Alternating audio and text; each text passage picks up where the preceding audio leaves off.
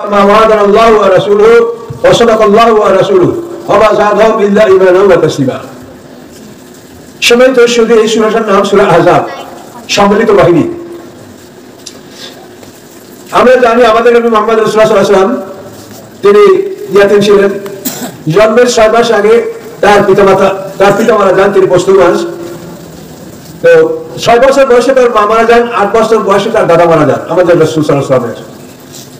এরপরে আবু তালেব তাকে লালন পালন করেন। 15 বছর বয়সে তিনি বিবি খাদিজার বাড়িতে চাকরি গ্রহণ করেন। 25 বছর বয়সে তিনি বিবি খাদিজার সাথে বিবাহ বন্ধনে আবদ্ধ হন। এরপরে তিনি হেরাত হয়ে ধ্যান করার সুযোগ লাভ করেন।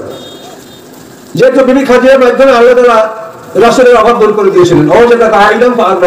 আল্লাহ বলেন, আল্লাহ আপনাকে অভাবগ্রস্ত পেয়েছেন, আল্লাহ আপনাকে অভাব মুক্ত করেছেন। বিবি খাদিজার সাথে আল্লাহ রাসূলের বিবাহ হওয়ার পরে বিবি খাদিজা সমস্ত সম্পদ আল্লাহ রাসূলকে দান করে দিয়েছেন এবং বলেছেন, আমি এই সম্পদ আপনাকে এমন ভাবে দান করে দিলাম, আপনি যাকে ইচ্ছা তাকে দান করে দিলে আমি কখনো আপনাকে জিজ্ঞাসা করবো না যে কেন দিলেন, কাকে দিলেন। এবারে আল্লাহ রাসূলের যে একটা অভাব ছিল, এই অভাবটা আল্লাহ তাআলা দূর করে দিলেন। জন্মগত ভাবে আল্লাহ রাসূল কিন্তু একটা রাজবংশের সন্তান, কুরাইশ মানে থলিওয়ালা, কাসুম মানে থলি। তো এই কাসুম থেকে কুরাইশ, এই কুরাইশ মানে থলিওয়ালা অর্থাৎ এরা ধনী সম্প্রদায়। তো আল্লাহ রাসূল আরবের রাজ পরিবারের সন্তান ছিলেন।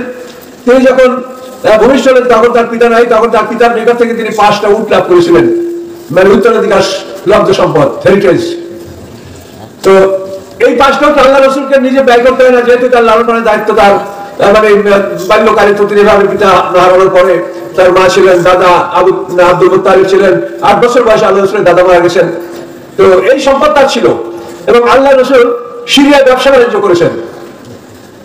তো এরপরে আল্লাহ রাসূলের সম্পদ ছিল, তিনি দেখেন আমাদের একটা সাধারণ ধারণা যে আমাদের নবীজি গরিব ছিলেন, এই একটা আমরা ধারণা করি, কিন্তু এই ধারণা ঠিক না। তার কারণ আল্লাহ রাসূল যখন বিবি খাদিজাকে বিবাহ করেছেন তখন তিনি বিবি খাদিজাকে মহারাষ্ট্র 20টা উট দান করেছেন, 20টা। তাহলে এখন দেখেন একটা উটের দাম অন্তত নর্মাল উট হলো অন্তত 2 লক্ষ টাকা। তাহলে এখন সেই 20টা উটের দাম এই বাজারে অন্তত 40 লক্ষ টাকা। তো আল্লাহ রাসূল বিবি খাদিজাকে বিবাহের সময় 20টা উট দান করেছেন। আল্লাহ রাসূল অভাবগ্রস্ত ছিলেন না, তারপর তার যেটা অভাব ছিল বিবি খাদিজার সমস্ত সম্পদ আল্লাহ তাকে খাদিজার মাধ্যমে তাদেরকে অর্পণ করেছেন। এরপরে আল্লাহ রাসূল দেখেন যুদ্ধে যে সম্পদ মুসলমানদের হস্তগত হতো, এই সম্পদকে 5 ভাগে ভাগ করা হতো, 4 ভাগ সৈন্যবাহিনীর মধ্যে বন্টন করা হতো, 1 ভাগ একা রাসূল সাল্লাল্লাহু আলাইহি ওয়াসাল্লামকে দান করা হতো। এভাবে আল্লাহ রাসূল বহু সম্পদের মালিক ছিলেন। বিশেষ করে মদিনার থেকে যখন ইহুদিরা নির্বাসিত হয়, ইহুদি বনু কাইনুকা, ইহুদি বনু নজির, ইহুদি বনু কুরাইজা। বদরের যুদ্ধের পরে ইহুদি কাইনুকা মদিনা থেকে বহিষ্কার হয়। উহুদের যুদ্ধের পরে ইহুদি বনু নজির মদিনা থেকে বহিষ্কার হয়। খন্দকের যুদ্ধের পরে ইহুদি বনু কুরাইজা মদিনা থেকে বহিষ্কৃত হয়। এবং ইহুদিদের বিশাল বাগান ছিল, খেজুরের বাগান মদিনায়।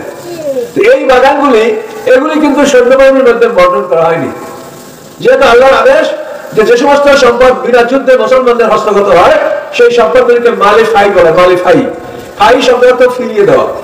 আপনি যদি একটা ছেলেকে 1000 টাকা দিয়ে আমার বাজার করে নিয়ে আসো, ও যদি বাজার করে নিয়ে আসতে না পারে তারপরে তার থেকে টাকা ফেরত দেবেন, টাকা ফেরত দেন, দিয়ে আরেকজনকে দিবেন।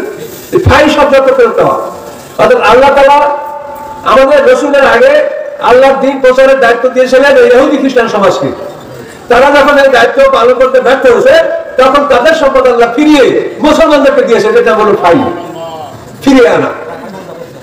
এইভাবে ইহুদিদের যে বিশাল সম্পত্তি ছিল মদিনায়, যে মদিনা সেই দক্ষিণ পূর্ব অঞ্চলে ইহুদি বনু কুরাইজা সব খেজুরের বাগান ছিল। ইহুদি বনু কুরাইজা, বনু নজির, বনু কাইনুকা, এদের যে সম্পদগুলি ছিল, এই সম্পদ আল্লাহ তাআলা আল্লাহর হুকুমে আল্লাহ রাসূল এগুলিকে মুহাজিরদেরকে দান করেছেন। মুহাজিরদেরকে দান করেছেন, যেহেতু মুহাজিররা তাদের ধন সম্পদ ছিল, তারা সুন্নাতে মদিনায় হিজরত করেছেন, এই জন্য এই সম্পদগুলি মুহাজিরকে দেওয়া হয়েছে। খাইবারের যুদ্ধে এসে সপ্তমী জিতে, সেই খাইবারের যুদ্ধে খাইবার, ফেদার, তাইবা, ওয়াদিউল কোরা, এই এক একটা অঞ্চল বাংলাদেশের মতো রয়েছে, বড় বড় একটা অঞ্চল, এগুলি সব বিনা যুদ্ধে মুসলমানদের হস্তগত হয়েছে। এই সম্পদগুলি সৈন্যবাহিনীর মধ্যে বন্টন করা হয় নাই, এগুলি সব আল্লাহ রাসূলের নিজের দায়িত্ব ছিল। আর যুদ্ধে যত সম্পদ আছে মদিনার ইহুদিদের সম্পদও এখান থেকে বাজারে আল্লাহ রাসূল গ্রহণ করেছেন। এই সম্পদগুলিকে দেখা যায় যে আল্লাহ রাসূল হাজার হাজার কোটি টাকার সম্পদের মালিক ছিলেন। এই সম্পদগুলি এগুলো সব কোরআনে বলা আছে। সূরা হাশরের বা সরাসরি কোরআনে এগুলো আপনি দেখতে পাবেন। কিন্তু তারপর আমাদের লোকেরা আমাদের রাসূলকে অনেক তুচ্ছ তাচ্ছিল্যভাবে সমাজে উপস্থাপন করে। সে ইহুদির বাড়িতে পানি তুলেছেন, এক বালতি পানি দুটা খেজুরের বদলে বালতি শিখে গেছে, ওই চর মেরেছে, ইত্যাদি ইত্যাদি অত্যন্ত খারাপ জঘন্য কথা আমাদের রাসূল সম্পর্কে লোকেরা বলে, কিন্তু এগুলি সত্য নয়। আল্লাহ রাসূল তিনি রাজা ছিলেন, একটা রাষ্ট্রপতি, এবং তার আত্মীয়স্বজন সব ধনী। আরবের শ্রেষ্ঠ ধনী ওসমান গনি আল্লাহ রাসূলের জামাই ছিলেন, 2 মেয়ে, রুকাইয়া উম্মে কুলসুম 2 মেয়ের স্বামী ছিলেন, একজন বেলাতে 12 জনকে ত্যাগ করেছেন ওসমান গনি। তিনি ওসমান গনি রাসূলের জামাই। আবু বকর সিদ্দিক, ওমর ফারুক, আব্দুল আউফ, এবারে বড় বড় সম্পদশালীরা সব আল্লাহ রাসূলের আত্মীয় ছিলেন। অথচ বলা হয় যে আল্লাহ রাসূল ইহুদিদের কাছ থেকে একটা লৌহবর্ণ ধান রেখে তার থেকে 50 কেজি গম এনেছিলেন। এটা কেমন কথা? এই জন্য আমরা একটা বিকৃত অবস্থায় সমাজে আছি, সমাজের মানুষ সঠিক কোনো কথা জানতে পারছে না। তো এই জন্য আমরা কি করবো, আপনাদের এখানে কর্তৃপক্ষের কোনো আমি ত্রুটি দেখতে পাচ্ছি না, কিন্তু আপনারা জনগণ উপস্থিতিতে বিলম্ব করেছেন, যার জন্য আমন্ত্রিত মেহমানরা আপনাদের সাথে সঠিক কথা বলতে পারছেন না। আর আমি তো দেখতে পাচ্ছি বয়স্ক মানুষ, আমি কখনোই 12টা করে কথা আমি বলি না। তো আমার ম্যাক্সিমাম কথা আপনি ইউটিউবে পাবেন, মোজাম্মেল হক বৈশাখ লিখে চাপ দিবেন, দেখবেন ইনশাআল্লাহ হাজার হাজার আলোচনা আপনারা দেখতে পাবেন, যে কোনো বিষয়ই কোরআনের উপরে। এবং আমার ঢাকা তাফসীরের অফিস 10 খণ্ডে আমি 30 পারা তাফসীর কমপ্লিট করেছি। এরপরে আমার আলাদা সিরিজের 9টা বই আমার লেখা হয়েছে। এগুলির জন্য আমি একটা ফাদের মাদ্রাসার প্রিন্সিপাল ছিলাম। আমি 2000 সালে চাকরি জেন দিয়েছি, যখন আমার চাকরি আরো 10 বছর ছিল। আমি চাকরি জেন দিয়ে আমি সময়টা কোরআনের পিছনে ব্যয় করেছি। আল্লাহর কাছে বলেছি আমার জীবনের বাকি সময়টা আমি কোরআনের জন্য অক্ষ করে দিলাম। এটা বলার পরে আল্লাহ তাআলা আমাকে অন্তত কিছু না কিছু ব্যয় অবশ্যই করেছেন, যে দেওয়ার ফলে আমি কোরআনের তাফসীর লেখার মতো আল্লাহ তৌফিক দিয়েছেন, এবং কোরআনের কথাগুলি ইউটিউবে আমার সব আপনারা দেখতে পাবেন।